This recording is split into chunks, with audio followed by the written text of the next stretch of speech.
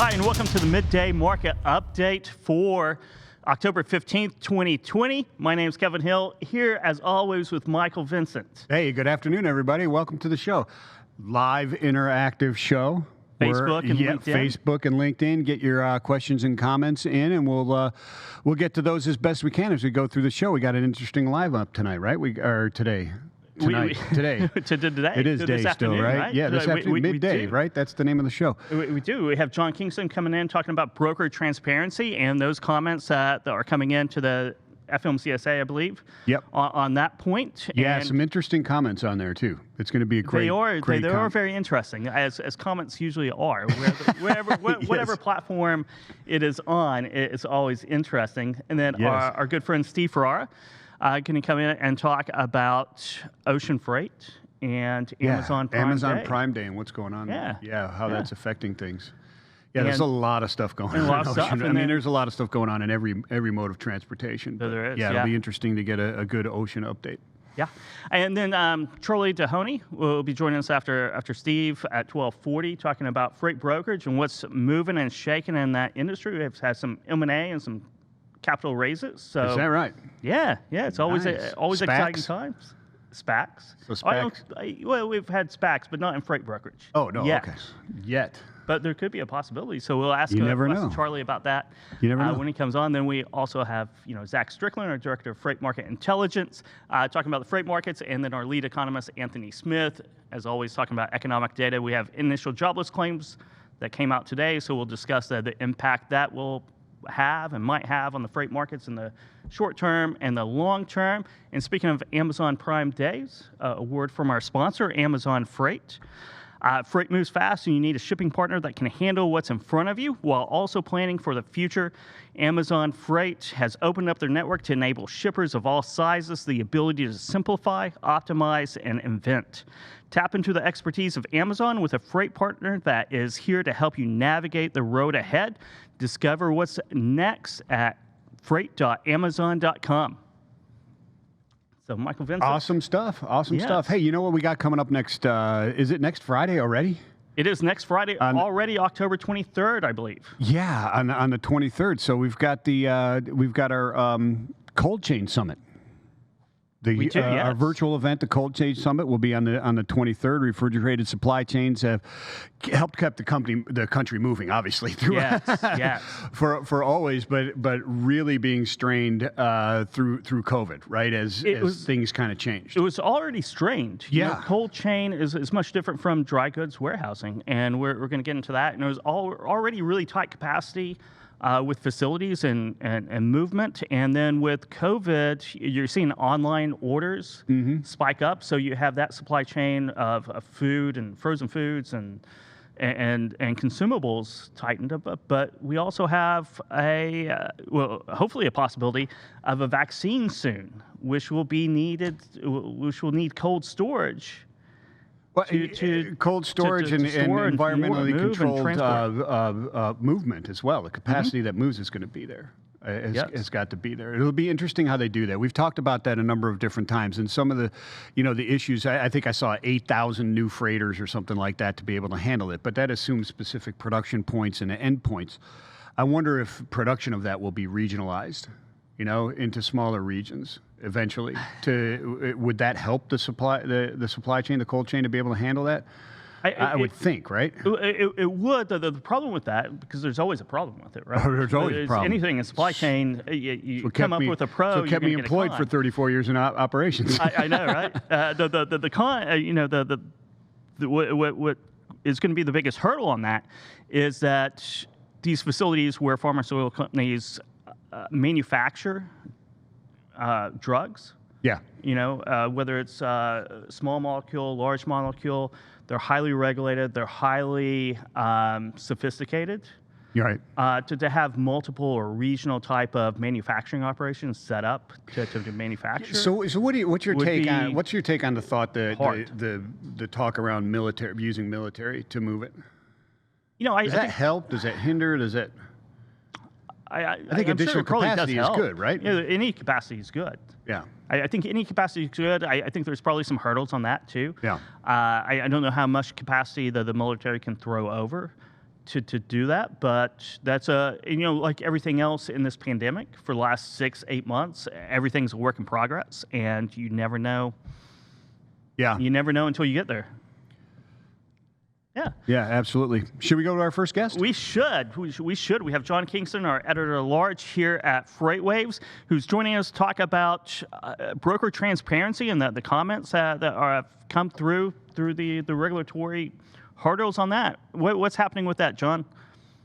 How you doing? Thanks for having me on. Well, as of yesterday, I haven't checked today, there were 911 comments that have been put in response to, it's not a proposed rule, it's a series of questions put out by PHMSA about whether it should amend its broker transparency rule. Right now, the broker transparency rule requires that a broker, if requested, give a document or a series of documents to, let's say, a carrier or really anybody involved in a transaction about basically what they paid for the freight, what they put it out to the broker for. And right now, from all indications, no carrier ever asks for that thing because they're concerned that they might get a reputation as a difficult carrier to deal with. They might get blackballed.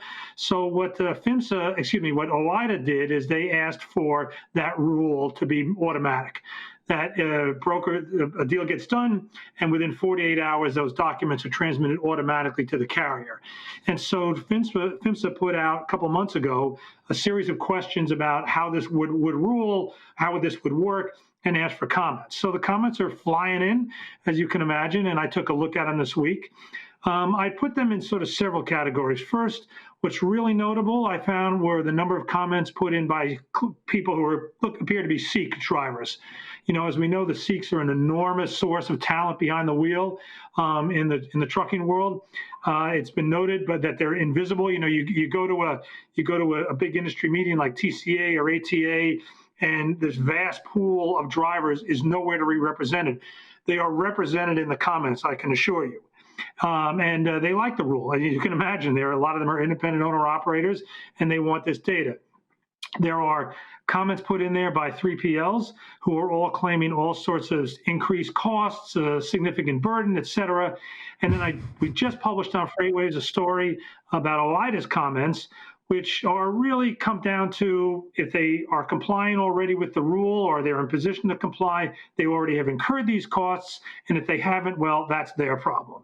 And therefore, to take an electronic document and add it to some kind of automatic dispatch to a carrier shouldn't be that big a cost. So this is what PHMSA is looking for, this sort of input. There's no proposed rule yet, but the comments are very interesting. Like I said, there were 900 yesterday. I don't know where they're at today. So, John, thanks for being on the show. Always interesting insights as usual. To clarify this, brokers aren't in violation of the current rule right now. The way I read it, the current rule says if requested, they need to provide it, right? So it's really a couple of things. There's sometimes the carriers sign a contract. Well, they always sign a contract with that broker, but there's a waiver inside that contract that waives the right to get that, which isn't against the rule, I suppose.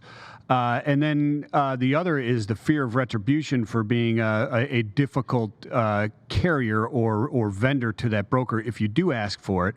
And then when you do ask for it, there's nothing in that rule that says how they have to deliver it to you. Is that correct? Right. The one thing they do say is that you have to basically open the books at your office. Well, I mean, if you're an independent owner operating, you're driving all over the country, this is completely unfeasible. No, nobody is alleging that there is a violation of the current rules. The request from OIDA is that the current rules essentially make this whole rule a joke. And that the only way to really bring the carrier into the process, to bring transparency to what's going on, is to automatically send these documents to the brokers. Yeah, it sounds like the brokers had better lobbyists the first time around.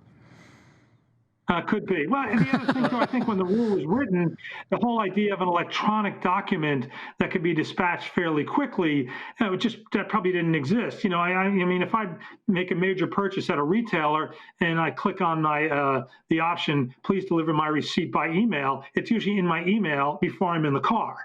And so the question does become, is it really going to be all that difficult? You know, the 3PLs in their comments, they're talking about all sorts of costs. The only big carrier who really checked in, as far as I could tell, was ArcBest. And they said they felt there was going to be a $500,000 charge to the brokers that would ultimately get borne by the carriers. $500,000, that kind of flat figure raises a little question. I mean, there's big brokers, there are small brokers.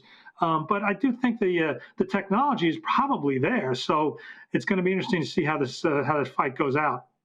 So comments here from Ronnie and Tony. Hello. Glad to see you're watching. William Rolfo, broker transparency. What's that?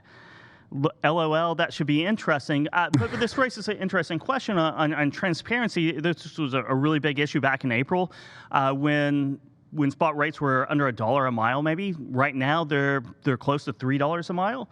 So the market's turned, and the market always has turned. But isn't this inviting regulation back into a market that in the 80s deregulated just for this reason? Well, OIDA did a couple of things here in their comment. First of all, they do acknowledge that their initial request was driven by the low rates. But, when you look at the PHMSA question, it makes no reference to low rates. There are no questions that could be implied as, should we do this because rates were low in April? So, I mean, this is a regulation. So, I mean, the regulation should work whether rates are low or rates are high. But there's no doubt that it was spurred by the low rates to begin with. As far as a regulation, OIDA addresses that in their comments, and they essentially say they cite some previous comments by PHMSA. They interpret the law on broker regulations, saying they have the right to do this. That keeping the industry protected from what they call unscrupulous brokers is certainly the right of PHMSA to do that. Are you buying the $500,000 or what is it, $500,000 charge to brokers to do this? I mean, it seems like it would be fairly easy to pull it out of your TMS and send the transaction, right? I tend to think so. I've also been around the block a few times, and I have seen many periods where a new regulation was threatened in an industry, and a complete apocalypse was predicted, and somehow companies usually find a way to exist or find a way to comply with it.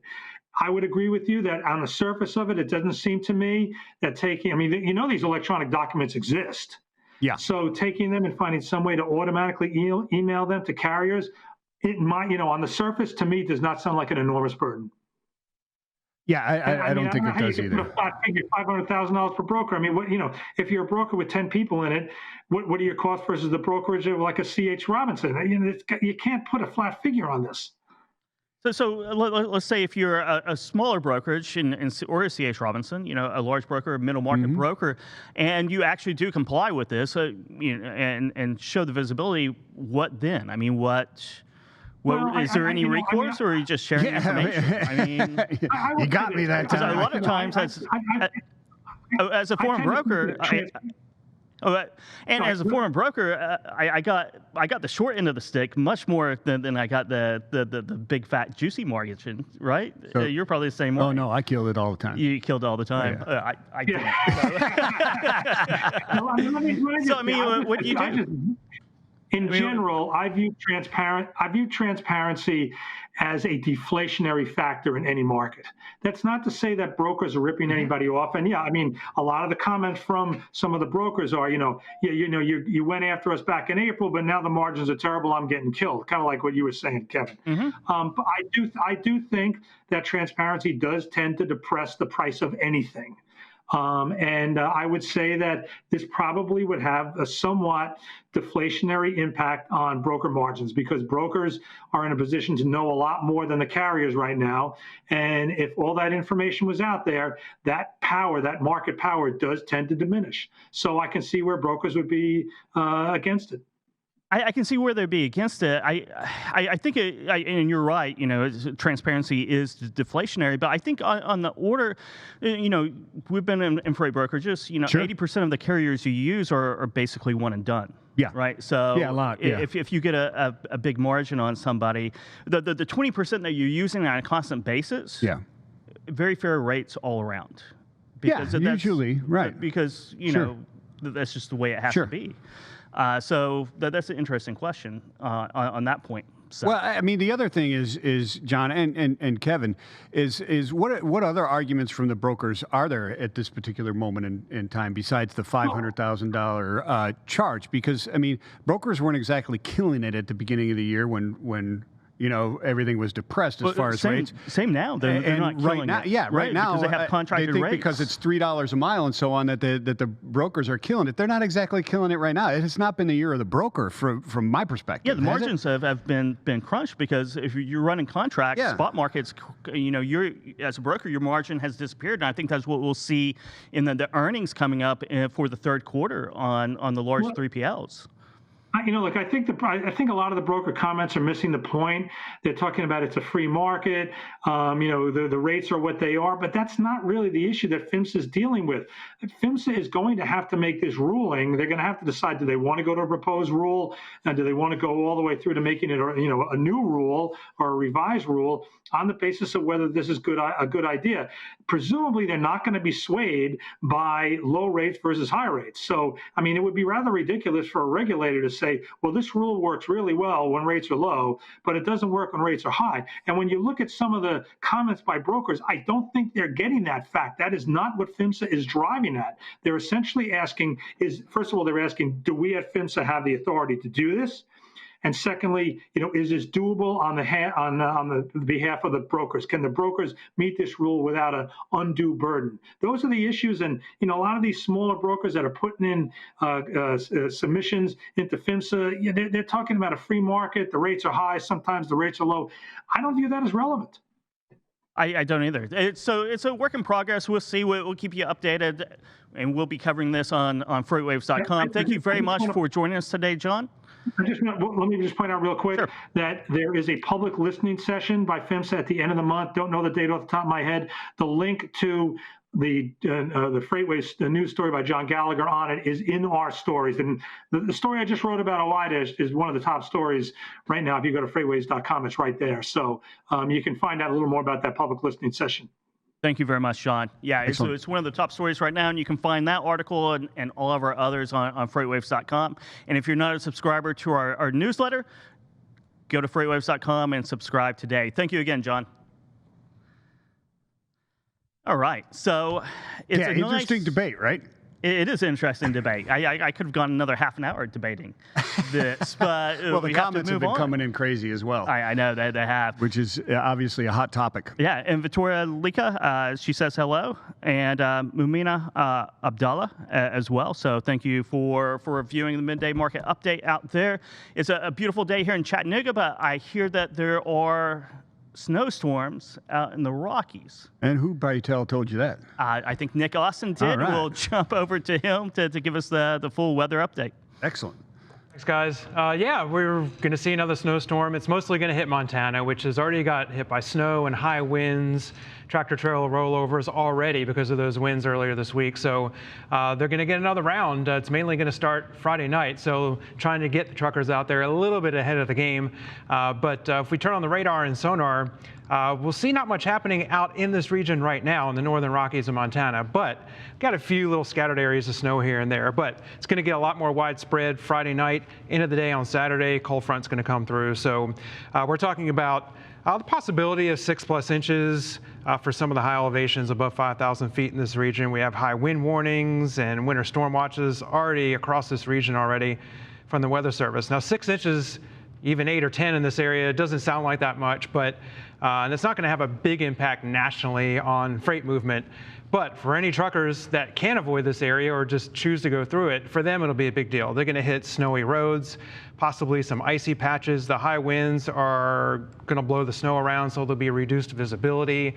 And again, the risk for rollovers, because across some of the plains in Montana, again, there's going to be wind gusts up to 60 or 70 miles per hour. And even in some of the areas that get the snowfall, there'll be some wind gusts up to about 40 or 50 miles per hour. So it's just going to kind of be, it's going to be a big mess again across this part of the country, particularly Friday night and the Saturday. The high winds, though, will start to kick in during the afternoon. So it's always a good idea to have, for truckers to have a really good mobile weather app available on their phones while they're on the roads. And there are a lot of good ones out there. So later in the show, we're going to kind of talk about some of the best ones that are available to them. They're publicly available, so any trucker can get them on their phones. Thank you very much, Nick, for that weather update. And, we talked about weather apps at the end of the show, but now it's time to start talking a little bit about the freight markets and capacity and those rates that we were talking about with John Kingston. Yeah, absolutely. Are the rates up? Are they down? What's going on with that? So it's been a very hot freight market so far. It has. We've seen a little bit of volume, little slowdown here, and also a little loosening of capacity. And but let's not get excited. I know, right? if you're a little bit of loosening is from 26 to 25.5% rejected, right? It is. So I think the trajectory is slowing down, but that doesn't mean it's going to be falling. And Zach Strickland, our director of Freight Market Intelligence, is here to describe the freight markets to us. What's going on today, Zach? Yeah, you guys are exactly right. So tender rejection starting to slide a little bit. Volume's coming down just a tad. They're really actually, it's really flat. It's not necessarily like, things have changed dramatically, which is unusual for 2020 so far, to say that things are not extremely volatile at the moment. But it's almost like we're going into this waiting period, kind of this lull where things don't change dramatically. Rates are still exceptionally high, well over last year by a good bit.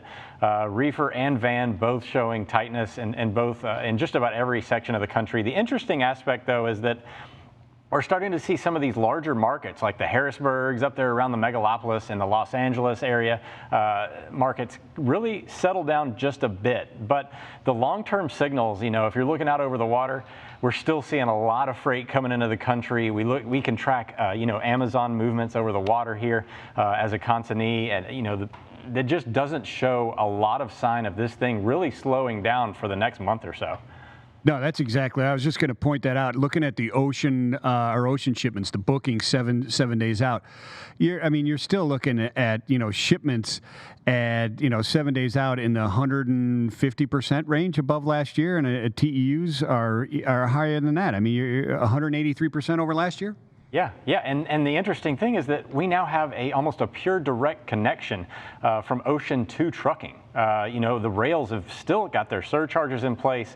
We're seeing just a few days lead time as it comes off the water, getting into trucks now with some of our data, which normally doesn't happen. Normally there's a big amount of that freight that hits the rail, and then moves across the country or goes into a warehouse and sits for a month or so. It's coming straight off the boat, getting on a truck, and going to wherever its destination is.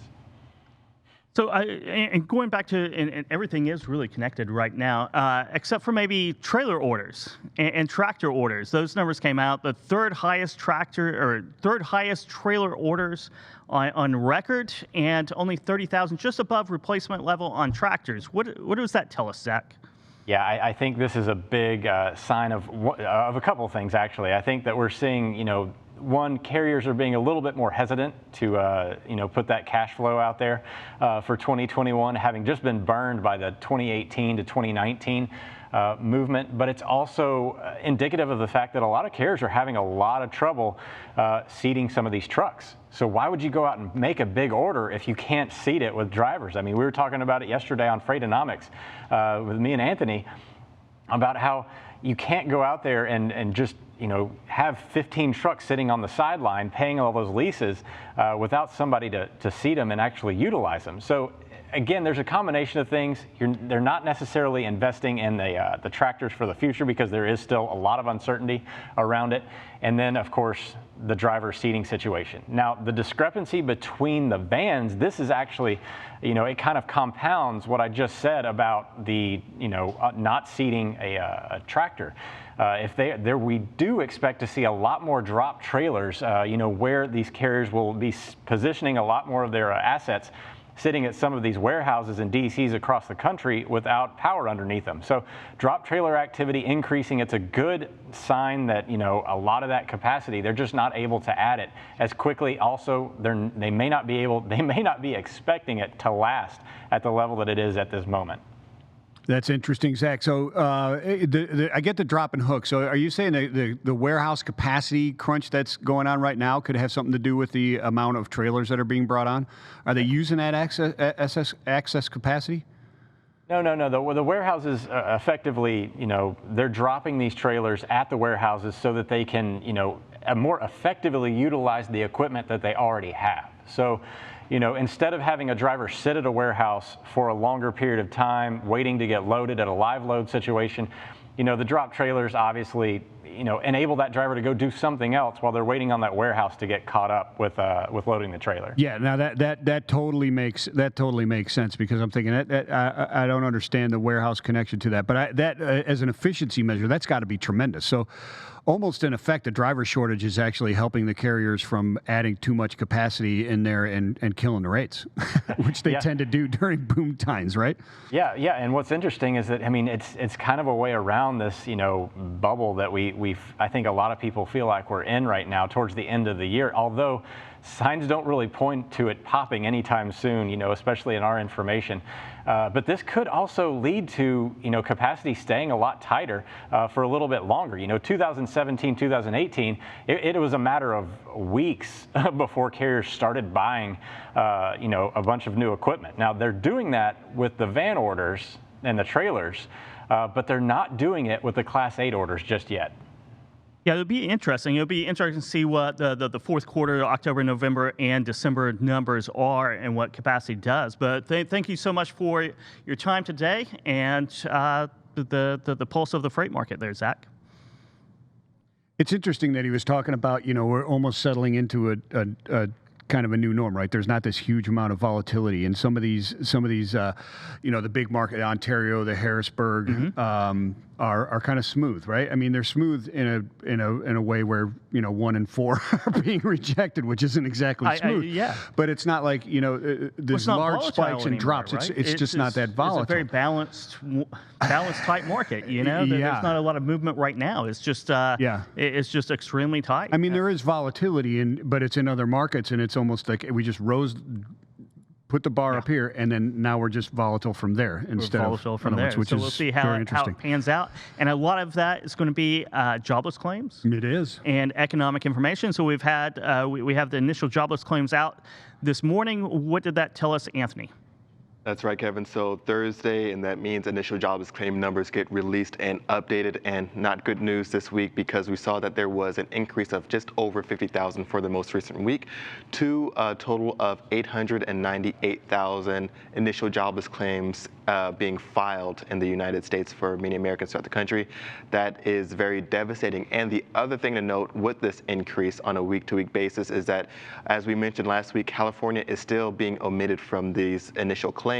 California, of course, being the nation's most populous state, just over or just near 40 million in total. But when we're looking at California, they are halting all new claims to work through backlog and investigate potential frauds that are kind of infiltrating the system. So when we're looking at overall claims, this is not encouraging, and this is despite that uptick that we saw in the ISM non-manufacturing index in the service side, showing that there was some expansion in some of these services side services side breakouts. But when we're looking at initial claims overall, we are seeing, unfortunately, that there is still some stubborn upward movement.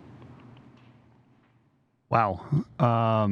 That's really not good news. I'm not. What do you attribute this to? Is there anything other than that could be contributing to this, or where do you see the long term going? Definitely. So when we're looking at this, there's a few contributors. At this point, we have to look at what permanent loss is going to look like. I think initially when we were looking at the pandemic, we were expecting some jobs to come right back online, but there is and probably will be some significant changes for a lot of industries, and we're looking at permanent job loss across the board. We're looking at major corporations like Disney or American Airlines, or different corporations that have shown that they're going to or planning on laying off a couple of workers. We have movie theaters, of course, hurting. Cineworld, I believe, shutting down all locations. So there's a variety of different industries that are being impacted across the board. So this really is going to leak into potential consumer confidence, of course, and looking into how well or how much spending is going to be going into play as we enter this now. We're pretty much into holiday season. We just had Amazon Prime and many other major e-commerce holidays that just ended most recently. So we're pretty much in this holiday season cycle now, and with reduced employment potentially, and looking at folks not really being able to return to work and making that extra income, that's going to be a bit of a hampering potentially as we move into the last few months of the year. The other thing to note is that we're looking at these employment numbers is that the bonus claims, the bonus stimulus package that was put on top of these initial claims, that is still not much momentum being put behind that. We're seeing that there might be potential talks after the election cycle is over, but that is another potentially devastating hit for the overall American economy. It'll be interesting. It'll be interesting to see what the numbers leading into holiday season do, and that's something we'll be monitoring, and Anthony Smith certainly will, our lead economist here at FreightWaves. Thank you very much for your time today, Anthony. And with that, let's talk about holiday season. Let's talk about Amazon Days. Let's talk about what's happening in the ocean side. Yeah, let's leading up to that, and what's hitting with our good friend Steve Ferreira from Ocean Audit. How are you doing today, Steve? Hey, Kevin. Hey, Michael. Wow, what a privilege to be with you guys today. So much to talk about, and I'm just thrilled to be here. How are you? We're doing great. We're doing great. So you have a lot to talk about. Where should we start, Steve? You know, I was just thinking about what the economist Anthony was saying. You know, I did a study a few days ago, which was mind-blowing to me. It just kind of came to me as a data geek and data guru of the ocean trade. And I found that Walmart had signed a container contract with one of their largest shipping vendors for 250,000 containers. And they signed that on May 1st. And it really struck me as unusual hearing the economist because, you know, Walmart, Target, all these big retailers have great lobby and great lobbyist support in Washington. And I wonder deep down, and I think it's part of the fabric of the stimulus and just really what's going on in the American economy, how could Walmart just be so committed to signing a container contract for 250,000 TEUs right in the middle of the pandemic? And then, you know, your talented writer, Greg Miller, came out and talked about Jeffrey's investment and the resupply of America. So I really think we should really start and progress the ball with, you know, some of these themes. And part of that, the Greg Miller's article and the Jeffrey's analyst comment was that we're just seeing that this is, and the data that you just shared about Walmart, this is just the beginning. Be prepared for a huge 2021 of restocking, resupplying, and buying off the shelves. Well, I don't even think we're there. I don't think even the American public understands just how the substantialness of this particular story, because I think it goes way into the thread of not only the underbelly of what we see in the public, but I think the story I'm watching really, really closely is the underlying players in the ocean supply chain. So, for example, Greg also wrote about this, and I give him a lot of kudos. He wrote about the chartering companies like Global Ship Lease or Danos in Greece and London. You know, you have to remember, many of the ocean container companies don't just flat out own the vessels, they lease them. Recently, Zim was charged $31,000 a day by Capital Partners, a leasing company. It's the largest single daily lease on record. So I think, you know, one of the things I really wanted to get across today is, you know, you have to look at 2 steps ahead in the fact that the leasing market is so tight right now. There are no ships to be leased. And we also have to project what's going to happen when we start to see the longer leg vaccines move by ocean by reefer container in March, April, May 2021. I've gone on record of even predicting $25,000 reefer rates. So I think that what, you know, FreightWaves does a great job is helping our viewership get ahead of the curve here. And so these are some of the trends I'm seeing right now. But the other thing too that Michael is, you know, really expert on is, you know, we've got the containers coming in and coming off the ship. We're paying premium prices to get these containers inbound from Asia. But then there's a fundamental issue I'm seeing. I call it the 3 Ps, right? Power, ports, and profit drain. Because not only are the containers having trouble coming in and getting space, but as you guys have always, you know, succinctly pointed out, the ports are chock-a-block. The power, the trucking equipment, is getting premium priced, and the profit drain on retailers. We're seeing all my retail clients and import clients are seeing their budgets go over by 2 and 3 times. So this is really a fascinating moment, and it's really spearheaded by the fact that these essential retailers like Amazon and Amazon Logistics are soaring, whereas somebody like Starbucks might be down quite a bit in terms of the TEUs. That's interesting. Do you think that we'll see that on earnings coming through in the holiday or the Q4 earnings? Is margin pressures from the big retailers, margin pressures from these ocean costs and certainly domestic transportation costs? Do you think that will be a major theme? I think one of the things that's spot on in some respects is that if you look at somebody like J.P. Morgan or Morgan Stanley, I forget who it was, they had $1 billion over what the analysts had predicted, and some people think the stock really merely budges, right, because of the way that earnings expectations are baked in. But I think that this sector in retail and non-essential and essential retailers is so hypersensitive now to the movements of price pressure that I think Wall Street is taking a serious look at, the advanced manifest information that you provide, as well as many other outside providers give Wall Street an intrinsic look in terms of what someone's doing. Like take Amazon, for example. I mean, they went from their Amazon Logistics division went from 22,000 TEUs to 66,000 TEUs in a year. And now they're doing 66,000 in the face of a pandemic, which is just remarkable. Wow. That is. There really is. That's remarkable. What are you saying for Q4, for consumer goods, Christmas presents, that activity? What do you see? What's really fascinating, I did a study 2 nights ago, and I just decided to use the word Christmas, meaning Christmas tree, Christmas gift, Christmas decoration, and I wanted to compare last year versus this year. And it's really interesting. It's not so much a jolly Christmas as it relates to the spirit of celebrating it. So you're not seeing as many Christmas trees and Christmas decorations. Don't get me wrong.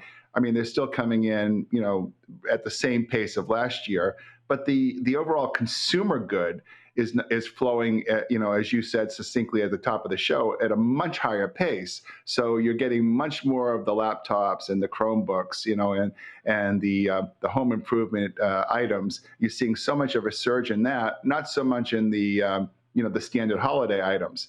And Black Friday seems to have actually morphed into the deal days that Target has and Amazon Prime, because we don't see the Black Friday cadence that we used to see. Don't get me wrong, there's still the big screen TV, but believe it or not, out of those 66,000 TEUs that Amazon Logistics carried, probably 4,000 to 5,000 of those are TV wall mounting devices to mount the 60-inch TV. So, right now, consumerism is really in vogue.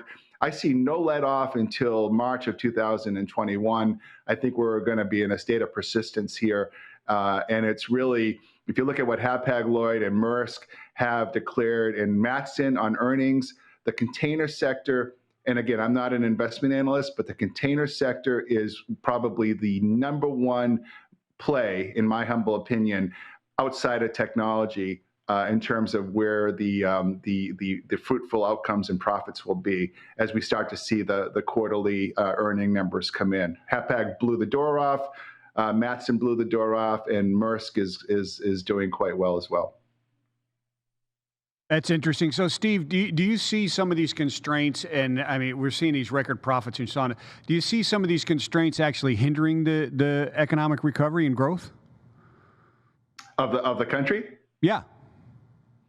Well, I think the issue really now is, we can do the long leg journey pretty well. We can get the containers going, and the charter ships are chock-a-block, so we know the cargo's flowing. And so I think the economists and I think Wall Street are pretty happy the fact that we're seeing a longer, more sustainable recovery. And I think we know that an additional stimulus round will be coming. So I think that there's so many green lights on board. I think the only problems really in the short-term choppy waters are really how much can our antiquated domestic logistics systems, pivot, to handle these, just almost 301-like forward-loading momentum. I mean, we saw something similar in 2018, before the Trump tariffs, but now we're seeing it just kind of go gangbuster.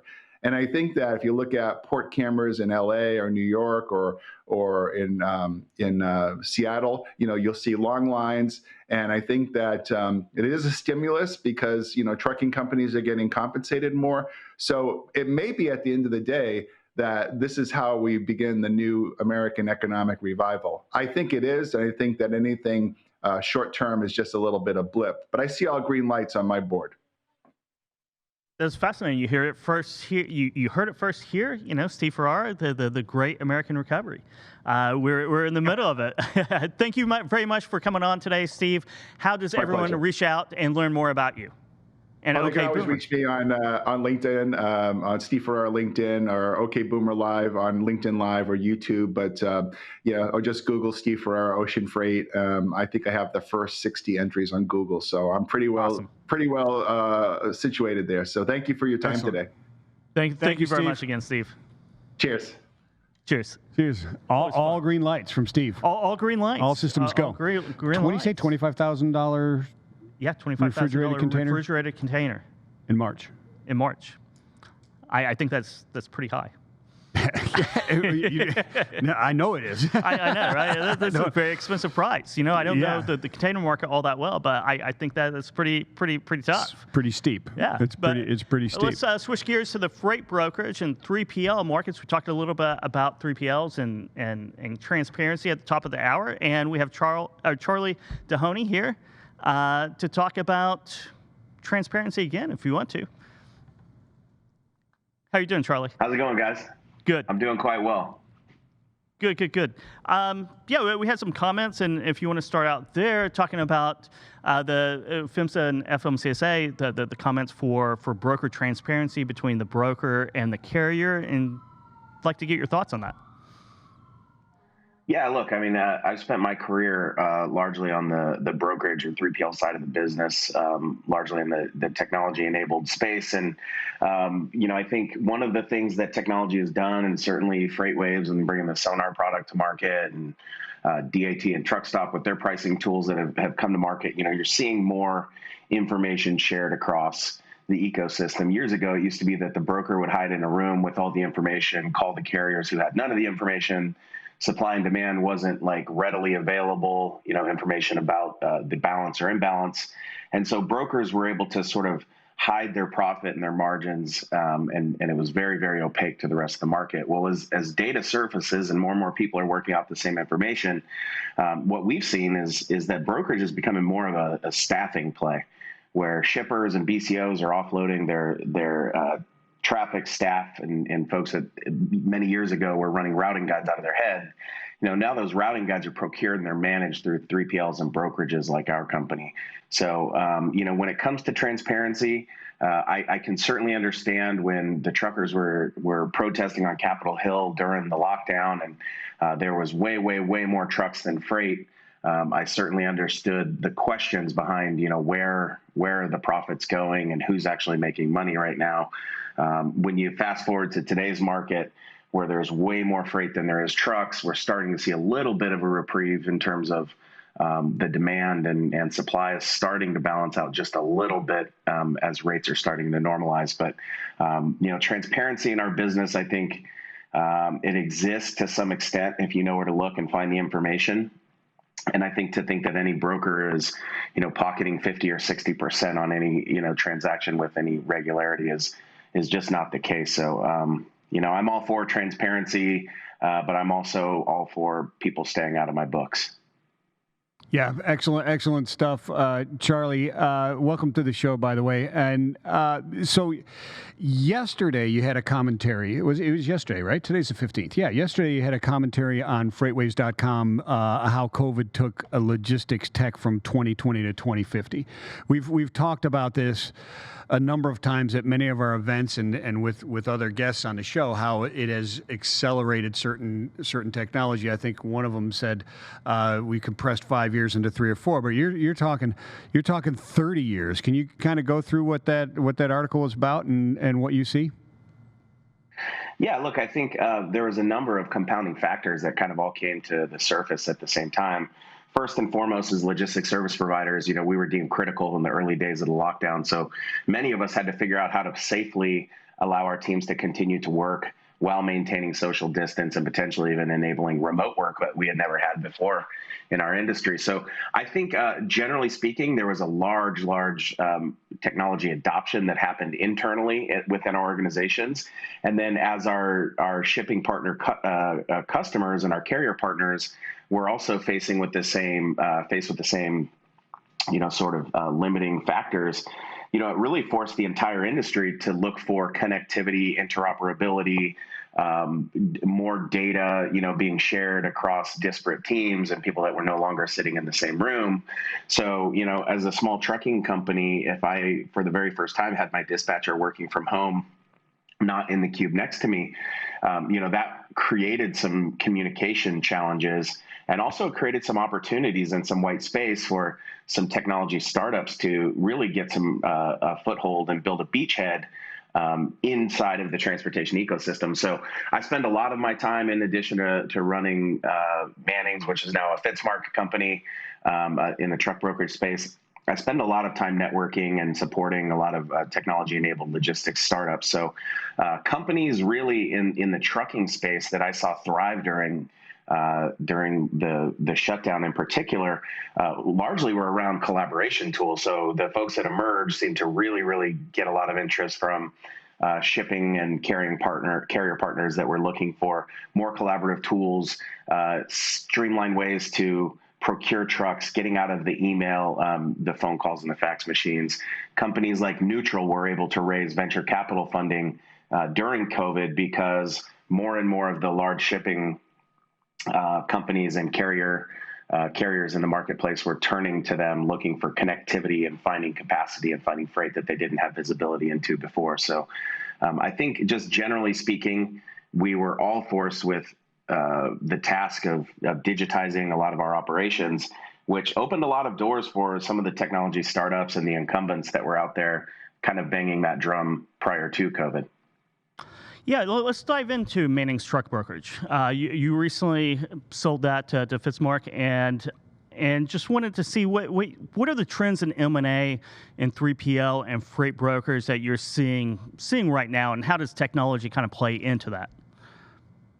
So I've been really kind of at the heart of this ecosystem since Uber came into people transportation. I started to get very curious about how that was going to shape the commercial trucking market. So I've made some bets in the space on some companies that have become winners, like Cargomatic, ShipHawk, most recently Airspace Technologies. And one of the things that I saw as I was on the circuit raising venture capital and getting up and down Sand Hill Road was that the valuations are getting so frothy on the bottom end of the market, where the VCs tend to play on the earliest stage startups, that those guys are offering valuations that so far exceed what you see in the private markets and even in the public markets. So when it comes time to creating an exit for some of these tech-enabled logistics startups, they're going to face a challenge of crossing the chasm from where the venture capitalists are going to bet on the teams and trends, and the private equity and the strategic buyer guys, they're going to be looking for EBITDA.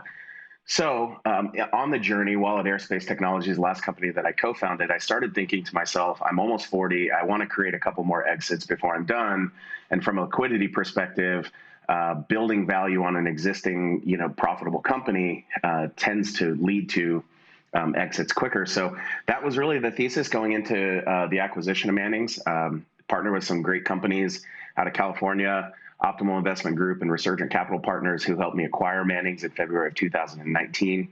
We immediately went to work on repairing the business, installing some corporate structure, and then upgrading the technology to make it more acquirable by a strategic. And early this year, I got into touch, or late in 2019, I got in touch with Scott from Fitzmark, and we started comparing notes about where we see the industry and what our visions were for our businesses. And Fitzmark was a little further along than we were on our journey at Manning's. They had already solved some of the technology gaps that we were dealt with facing, built a great corporate infrastructure. And right now, look, valuations are high. Capital is cheap. It's a great time. If you don't have a strategy to get through the next down cycle, it's a great time to take a look at an exit. So I'm excited to reinvest. I'm acquiring a larger stake of the company here at Fitzmark Omaha, and excited to kind of continue to lead the team into the future under the umbrella of a larger player in the space. That's fantastic. And there is this disparity between what digital freight brokers or DFBs are valued at and a profitable mid-market freight brokerage, right? And it seems like it's a huge disparity. And what do you think why do you think VCs value digital freight brokers so high? Well, the reality is it's not cheap to go boil the ocean as a digital freight broker. You're building technology, you're adding customers, you're adding carriers, and you're trying to glue it all together, essentially while the car is driving down the road.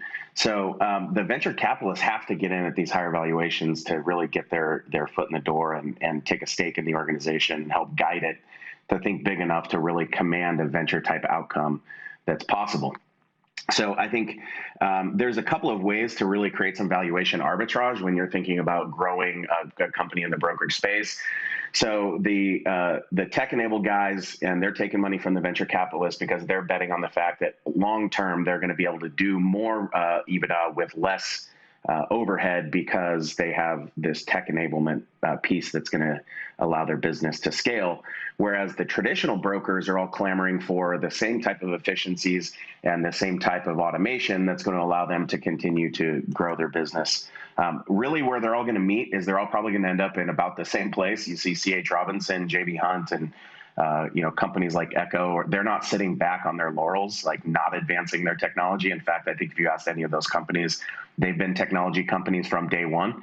So really, in addition to trying to get that valuation arbitrage from becoming tech-enabled, so you're getting valued higher than you would if you were just a standard down the fairway traditional brokerage, there's also opportunities through organic growth or M&A where you could cross certain thresholds where your business goes from, say, a 4 to 6 multiplier to a 10 to 12 multiplier because you've hit certain revenue or EBITDA thresholds. So the perfect storm, I think, in creating value from a small brokerage to creating the most valuable exit is that you can get some valuation consideration for your tech enablement. You can also grow through M&A or organically to cross those valuation thresholds.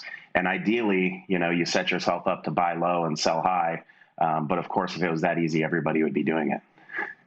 Yeah, creating value can also, Charlie, be in finding that niche that has been overlooked, right? And aside from selling your company and taking over a bigger part of there at Fitzmark and writing, you've written another article. Can you tell us about Torch and Torch Logistics and what niche they're covering? And I believe they just had a rather large pre-seed funding. Yeah, so Torch is a group that I've been kind of following and staying in touch with since the early days of the concept. Atin Hamidi has been a friend of mine. He's a friend of many in the community, as he's kind of been up and down the road as an executive in our industry for many, many years. But Atin, really what he did was perfect this consultation or this consulting model where he could go in and really break down all of the steps from order to cash and help a brokerage understand where that white space is and where they could ultimately employ, whether it's process or automation, to drive down their operating expenses.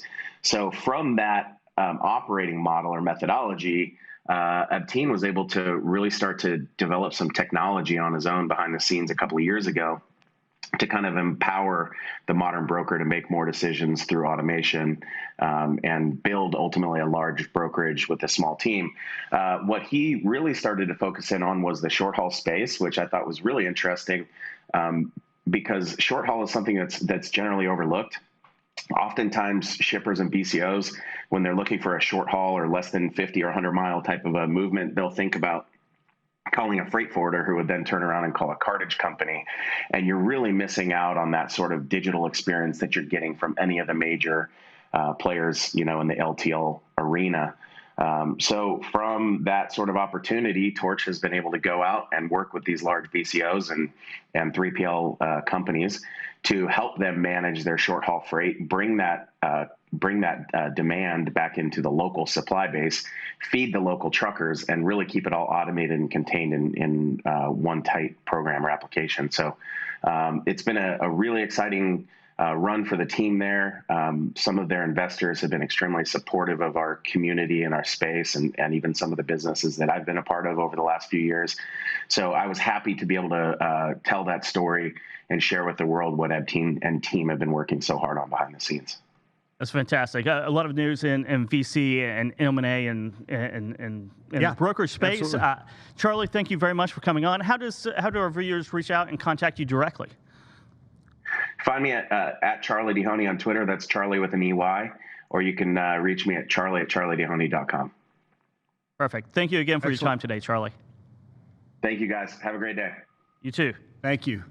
Lots of tremendous insight there. And Torch is interesting because they're kind of in that last mile space or final mile kind of space. Mile, yeah. And I wonder what kind of, that's got to be a really fast-paced matching, right? It seems like it's more right now type of thing. Yeah.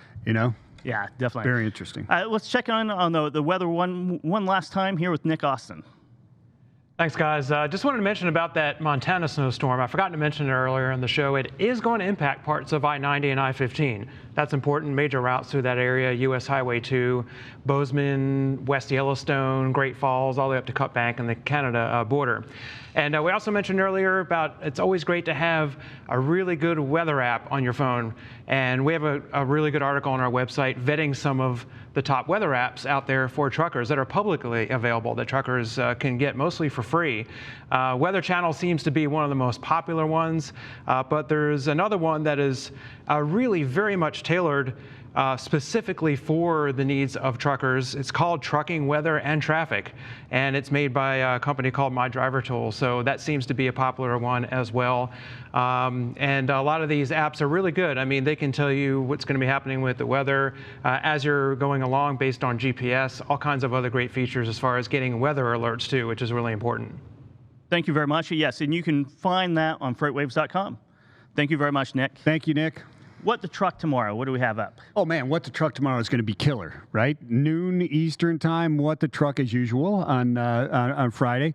So we've got Morning Brew's CEO and co-founder Alex Lieberman is going to be on, which is going to be absolutely tremendous. So you don't want to miss that. Have you spoken to Alex before? I haven't. I talked to we had Toby on Put That Coffee Down. Right, Toby Howell, who runs their social media. Right. Twitter. Tremendous story there as well, right? It is. They've done quite a bit. Newsletter first business. It's going to be very interesting. I'm certainly going to be tuning in for that. Awesome stuff. And then TK7's Andy Hedrick, he plays it forward as well, which is Andy's a great guy. It's interesting because this will be like my debut almost kind of. Why is that? Because I sent him a song and he put part of the song and played keys to it. So it's kind of interesting. Awesome. And then Tom Wally, president of Level 1 Technologies, will be on. So noon tomorrow, What the Truck. That's awesome. That is going to be epic. So yeah, Alex it's going to be a great show. Definitely tune in for that. Yesterday on Put That Coffee Down, we had Paul Estrada from Emerge. He works for Emerge now. He spent 12 years with shipping and logistics procurement at Niagara. So it was a very good perspective about thinking like a shipper, kind of their thought process, their buying process, and getting in the heads and finding that empathy to be able to add value to it instead of just pitching your services. So giving advice on how to deal with shippers if you're a broker or carrier. That is right, yes. Yeah. That's tremendous. Did he give you any insights into how they're feeling right now during the market? Is right now? It's tight. They're saying it's tight as well. So they definitely are. And you have freight forecasting. Oh, you don't have it this afternoon? No. Okay. Well, that's okay, too. So we have a big lineup. Again, October 23rd, next Friday, we have the Cold Chain Summit. And, you can get the Midday Market update as well as everything else, all the FreightWaves shows on demand on FreightWaves TV app or on your favorite podcast player simply by subscribing to Freightcast and go and get every single FreightWaves podcast all in one feed. And it's also the Midday Market Update. You can find that there, along with Freightonomics, which Anthony and Zach does. Put That Coffee Down with me and Dooner. Great Quarter Guys, me and Andrew Cox and Seth Holm. Freight Forecasting. And of course, What the Truck. And of course, What the Truck. Yeah. Yeah, you get them all. It's awesome stuff. I hope everybody has a great weekend. Don't forget What the Truck tomorrow. And next Friday is our event. Yeah. So, hey, enjoy the week, enjoy your weekend, and catch us here on Tuesday, noon.